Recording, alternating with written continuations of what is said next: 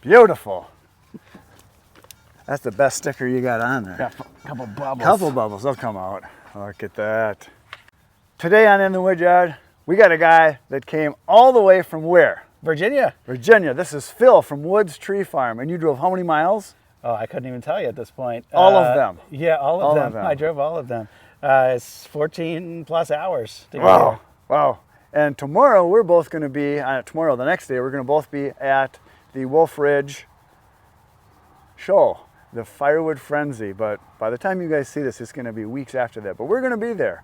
So you are bringing back your Wolf Ridge splitter that you bought a few years ago, right? This is my 28C. This is from a couple years ago. They've made a few improvements to this machine since I bought mine. But when they built this machine, it had different valves on it than what they spec now. So I'm bringing my machine up so they can swap out the valves. And you said that when you bought it, it was around COVID time, so yeah, materials were hard to get. So I don't know if that was really the driver, if they were just trying different valves or whatever. But long story short, Chris said they weren't satisfied with the performance of these valves long term. Right. That's why they don't have a lot of machines out there with them. And he offered to swap it out generously. And so I'm going to take advantage of that. But the big improvement for me is going to be, it's going to make this machine about 2 seconds faster on a cycle time. And people don't think that's a lot, but that's a lot. It's a lot, yeah. Especially There's when plenty you're of doing times when I'm just watching that machine move for 2 or 3 seconds, and it adds up over the course of a day. It does add up. So what did you have before this splitter, before you had the Wolf Ridge? So this is my first commercial machine. Before that, it was a Champion homeowner, the 27-ton, the yellow one, which is, for what it is, a fantastic machine. Yeah. And I'm actually considering, my next step might be a processor or a larger splitter, and I might get a homeowner splitter again for some resplits. I highly recommend the Champion. It's a great little machine. I bought mine for, I think, $750 on Marketplace. Oh, yeah? Used it for 2 years. It made me about 10 grand. There you and go. I sold it for $600 when I was done. You can't, my first one was the same thing. I was splitting with them all, and my dad says, you need to get a splitter. And I'm like, yeah, I think I do. And he says, you just get one, because he had one. And I had never really used it much. So I bought it, and yeah, your production just increases. And I had like a 17-second cycle time. Yeah. That's why I call it the glacier, because it moved like a glacier very slowly. But that splitter I bought brand new for like $1,000, something like that, brand new. I used it for 2 years, wore it out. But that splitter processed literally like 1,000 face cords of wood. Wow. At like $100 a face cord. So I think I did okay with it. And then I sold it for $600. There you go. And then my second one I bought brand new because it was wore out, and I just needed to get something because I wanted to buy, and I did eventually buy, the Easton-made Ultra, but it was 6 months to get one. So I just bought another splitter just to get by in the meantime, and then I got the Ultra, and that's real fast. But and the rest is history. yeah, these commercial machines are, for a guy that's gonna try to make some money doing firewood, it pays to start with whatever you can get for a splitter, just to get going. And when the revenue starts coming in, upgrade as soon as you can. Yeah. It saves you so much time. I mean, my first year of considering selling some wood, splitting by hand with a maul and an axe, and I had wood to sell a little bit, and sold through it all. And it's like I need to do more. How can I do it? The right amount of wood is always more. Yeah. And my back couldn't handle more of the splitter. Or maybe it could, I just didn't want to. Right. And so I said, I gotta get a splitter. Yeah. And the Champion kind of opened up my eyes of what a hydraulic machine can do. Oh yeah. And it's well, there's guys that will tell me like, well, I can split as much wood as any splitter. Really? In a 12-hour period? Yeah. Maybe for 10 minutes you can explode, but after that, you're pretty much done. I mean, this is kind of the funny thing about being on YouTube and putting yourself out there. You get a lot of that kind of stuff. Yeah. And I don't know if people are just looking for gratification or what, but here's your medal, dude. Like, go split by hand. It's no different than the argument between the Ford, Chevy, Dodge, John Deere, Kubota, Husqvarna, Steel. Guys think in their mind because they have something different than you, it's better. Yeah. Maybe. Yeah. I don't care. Yeah. If it works for you, be happy. That's right. Mine works, I'm happy. Yeah, and if you enjoy splitting by hand, do it. Like, it's great. Actually, I enjoy doing it occasionally just because it's like, wow, that was work and that felt good, but I wouldn't want to do it every day. No, absolutely not. And if you're into a few different things like I am, and I know like you are, like you've got to be efficient with your time. And that's the one thing. A lot of guys, when I talk to them, they'll say like, "Whoa, I got this whatever it is, chainsaw, this small one or this small splitter, or I do everything with an axe. They don't realize time is more valuable than a few dollars spent on a good piece of equipment. Well, and I have, I think this machine has 75 or 80 hours on it right Oh, now. that's how you broke in 2 years. It's like my business isn't that big, but I also can't, or I haven't up to this point been able to spend that much time on firewood. This helps me get a lot more firewood done in a lot shorter period of time. Right. And that's what I needed at the time. It's like the guys that mow lawn professionally. They get the biggest, fastest mower they can get because it's all about how many properties can they do in a day. Exactly. It's getting it. Time's the most valuable thing you have. And as I'm close to death now, because I'm almost 100, I realize my time is running out. I want to use my time doing the things I enjoy doing, and the things that are repetitive and take a lot of time, I want to get them done as fast as I can. Yeah. It just is. Time is more valuable. I know you ask the richest man in the world, a billionaire, he's laying on his deathbed, the number one thing he would give up all of his possessions, all of his money for would be more time. Because that's all we really have. Can't disagree with that. Yep. So this is going back, you're getting some new valve put on it, so you get a little more speed out of it. Other than that, what do you like about it? This machine has been trouble-free. It's incredibly fuel efficient. I did a video a couple months ago. And this has a Honda engine? Honda engine. Okay. GX 160, I think. So that's like a, 10, 12 horsepower engine. But we did a video where we split for, it had to have been 3 hours on one tank of fuel. Yeah. And I had a huge pile, for me, a huge pile of wood bucked up. No way we're going to get through all this on one tank. Yeah. We got through all of that and had to buck up more to run the tank dry. And I was like, this thing. You got pretty much the same engine I have on my Ultra. And it runs for about 3 hours and 10 minutes. Yeah. And that makes a mess of wood. Yeah. Yeah. So then, probably similar output. You've got to have a good pile of wood ready to go, and if you're going to run that machine. That's the other thing people don't realize is that when you get a better machine, you got to put it to work. Yeah. And having help is big. Yeah. Have a friend that likes to help. Yeah. Or if you can bribe them with a bottle of something, that's good. I had a helper, a guy I'm paying to assist, and all he did for 3 hours was pick up rounds. Right. And load them on the log lift over there. Worth every penny, wasn't it? Absolutely. Yeah. Yeah, well, that's cool. The other thing people don't realize with a commercial splitter, they hold their value tremendously. Yeah. You paid how much for this brand new, just to guess? Doesn't have to be exact. Around $11,000. And right now you could probably sell it for 10? Yeah, I would think I could get 10 for it. Yeah. Probably, yeah.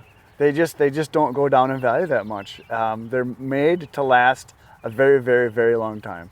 I know most of the commercial guys I talk to that make these machines they call them lifetime machines. That's what they say. Like, it should last you a lifetime. Yeah. And you should be able to sell it and not lose any money. Right. So you can't go wrong investing in something like this. Well, and I've more than made my money back using this machine, and the fact that it doesn't lose tremendous amount of value just helps justify whatever the next step is in my business, where if I want to get rid of this, which I think I probably will within the next year or two, that's going to be a nice down payment on whatever's next. Yeah, exactly, yeah, because you're not losing money on it, and you don't have that many hours on it. So yeah, one thing that I really like about the Wolf Ridge is I don't know if I can see this in the camera over here, you can take your wedges on and off very easily, right? They just so they right just off. Pin on, and I got away from using the pin because I don't think really it's completely necessary. But it allows, like on the fly, just yank the wedge off, and I end up using the 4-way wedge more than the 6-way because I like to really control the size of the splits. Right. But you get into something knotty and you want to just do a single wedge, just raise it up, just pull it right off, and just go about it. So everything about it works out really, really well. You can tow this one from both ends. Right. So dragging it around, moving it around with the tractor, repositioning the pile, whatever we need to do, it's really easy to do. I use now I put a hitch on the front of my tractor on the loader, so I can just, wherever it is, just position it, just pick up. Yeah, because this is not a light machine. You gotta. 1,400 pounds, and nothing on my property is flat, and I don't have a concrete pad. So moving this thing around on my property can be a challenge. And I have a little 2-wheel drive ATV, and if it's going uphill, the ATV is not moving it. Yeah. And if it's going downhill, You got to be careful with that too, because the ATV is not stopping it. Right. So now I have questions about your business, because he is not just a firewood guy. He's much more than that. Yeah. You have a real job, and you're in marketing. Yeah. But then you have the farm, and you have trees, you have flowers, you have firewood, you do events. Yeah. So he's got it going on. So tell me a little bit about your evolution. Yeah, well, so I have a marketing background, and 2020 I left the marketing agency and started doing my own business. So for the last several years, just self-employed, my own clients. Isn't it great? Handful of clients at a time. It's mostly great most of the time. Most of the time. But, I enjoy this stuff Oh, more, like you do, I think. And I'm trying to figure out how to kind of spend more of my time doing this, but of course it needs to pay the bills. So we started the Christmas tree farm in 2018, and we started that just because we wanted to have a Christmas tree farm. And the short story there is that we went to a Christmas tree farm for years that just had like the best experience. That's cool. Yeah. And hay rides and hot chocolate and photos with Santa. It's just like a really fun environment. Right. It's an event. And every Christmas tree farm we went to since we moved from Delaware to Virginia, it was much different. It was just small family farms where they're kind of like, hi, welcome, here's your saw, go get your tree, and that was it. None of the extras. And a lot of farmers, a lot of Christmas tree farmers want to stay like that, and we're like, we want to do more. We want what you're talking about is the same thing with firewood. Yeah. Because most firewood people, like, okay, you want a full cord? I'll be there tomorrow at noon. Dump it. Where's my money? Drive away. Yeah. And service. The service is everything. Service and experience. Yeah. So same thing with the tree farm. Like, we wanted to build out this elaborate experience around the tree farm, and we're still in the process of doing that 5 years in. But it takes several years to grow Christmas trees. Right. So we're just starting to get trees to marketable height. But for 5 years, we brought in pre-cut trees. So we have built out that experience. Our customers know the Christmas experience now at our farm. But we started selling firewood accidentally, like year 2. We had this huge fire pit on the farm. We've got a 1 acre pond right in the middle. There's a 7-foot square fire pit right next to the pond, and people love to hang out around it. It's roaring all day long. And we had a big pile of wood next to it. Fire pit that size burns a lot of wood, right? Oh, yeah. And somebody was like, hey, you sell firewood? And I was like, Yeah. Yes, I can. And that's how it started. And then the next year, sold out all the extra I had that first year. And the next year I was like, I got to make more. And it just snowballed it. And you said you've been doubling every year. I've doubled every year for 4 years now. And I want to continue that at least for the next 2 years. I want to get, in real numbers, I want to get to a 6-figure firewood business. Yeah, and, you can do it. And I think in my market I can do it, but it's going to take a different level of commitment. Let's talk about your market.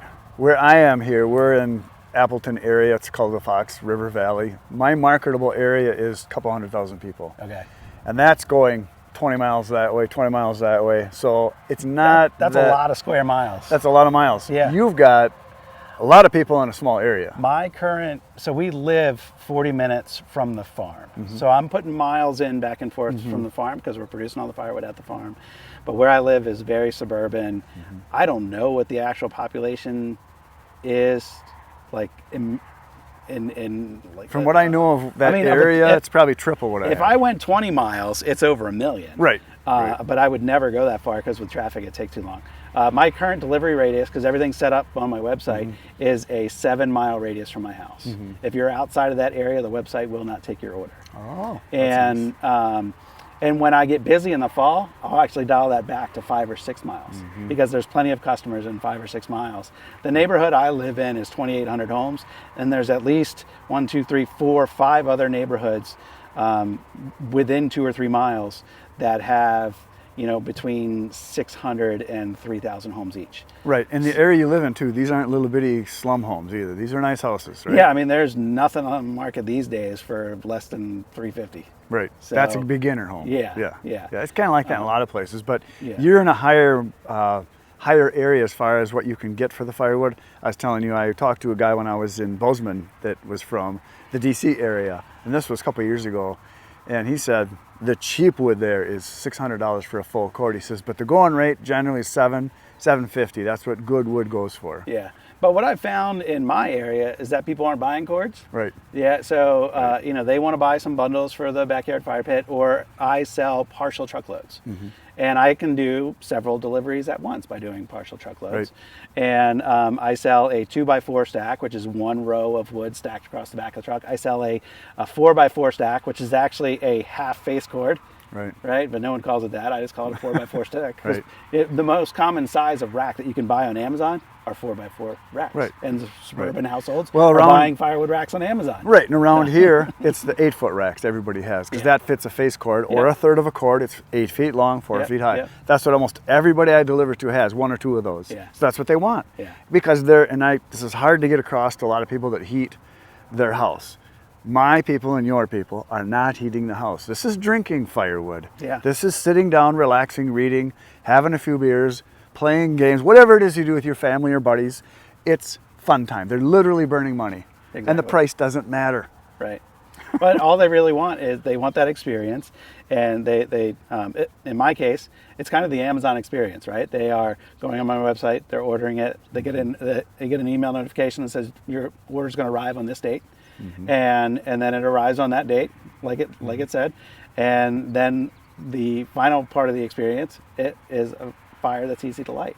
And many of my customers started as my customers because they had lousy wood from somebody else. I get a lot of those too. And I think a lot of there's a lot of beginners or guys that don't care. I say guys because I think a woman would care more. Probably. It's like they want it to burn.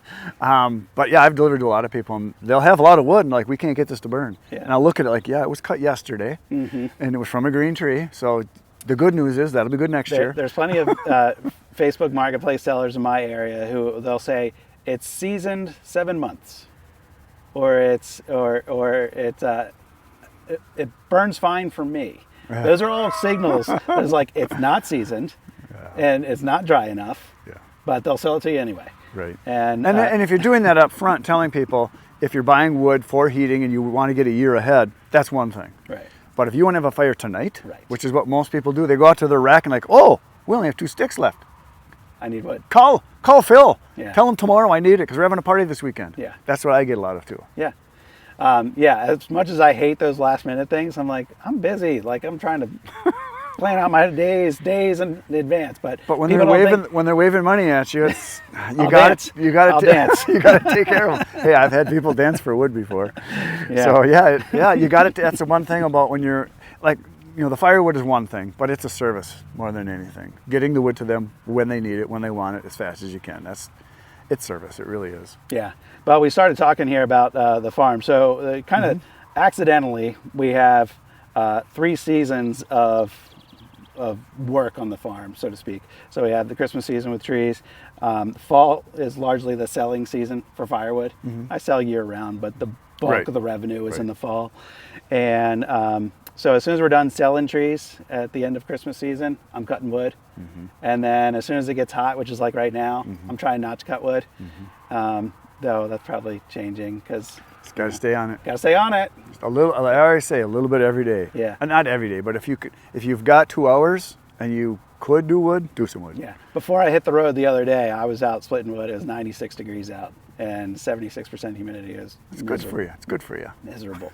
But I enjoyed seeing the end product. Like that's what, compared to growing Christmas trees, that's what I think probably got me hooked on firewood, is the instant gratification of like, look what I did. Right. And you get great exercise, you eat, you sleep, everything's better if you get exercise. I get guys all the time on my channel like, you should buy this equipment, you should buy this, you got to stop doing that because you're hurting your body, or you're spending so much time, throwing the wood or whatever it is you're doing. It's like, well, the main reason I got into this was exercise. And generally, for the most part, lack of exercise is what kills a guy. That's right.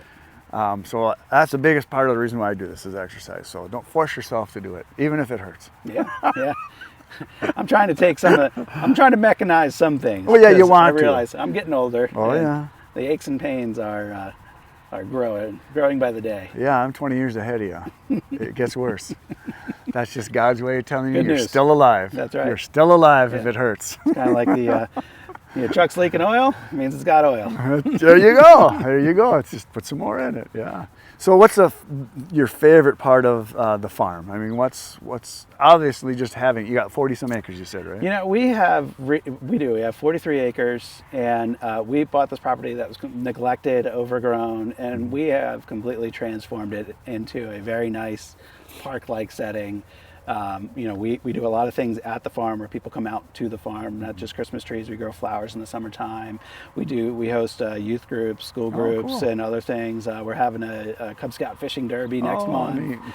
So we do a lot of stuff like that. But the point is, like, people are coming out there and they're experiencing the property. So it's not just like a wood yard that's ugly. Right. That's going to separate it, and I Right. keep all the ugliness in one place and have the rest of the property beautiful. So that's what I enjoy the most, is actually my best days out there are when I can just listen to the breeze blow and the birds chirp. And you're out there alone. And I'm out there alone, and I'm just like, this is living. Yep. So that's kind of the output of the hard work. That's the reward. And then when, you know, our customers come out and they're like, you have a beautiful property, that's the reward. I get the people saying, we enjoyed our time here. We enjoyed our visit. It's a beautiful property. I would love to have something like this. You know, that's everybody would want. That's the reward, is hearing that kind of stuff. That, along with, you're thinking long term, obviously. 40 some acres out east is a bunch of land. Mm-hmm. And what you paid for it, you probably could make a lot of money selling it right now, and it's just going to keep going up in value. But in the meantime, you're doing permaculture, which is the flowers. You're doing the firewood. You're doing Christmas trees. You're doing the events. You're using the property for a lot of different things, and that is awesome. Yeah, that is. Yeah, awesome. and so, you know, my wife and I now are in our 40s. We've got at least, you know, 20 more working years under our belts, and so looking down the road, the farm, we started into this thinking it would be kind of an early retirement plan for us. Maybe, yeah. And you know, for now, the business is kind of paying for the farm and all of its expenses. So we don't really make any money on the farm. We don't pay ourselves out of the farm. We're just paying off, you know, the loan that's on the land, and well, it's a good investment. And down the road, we'll be able to live pretty cheap as a result of the effort that we're putting into it now. That's awesome. Yeah, that's awesome. Well, thanks so much for stopping in. Thanks. There you go. Let's check out his channel. It is Woods Tree Farm on YouTube.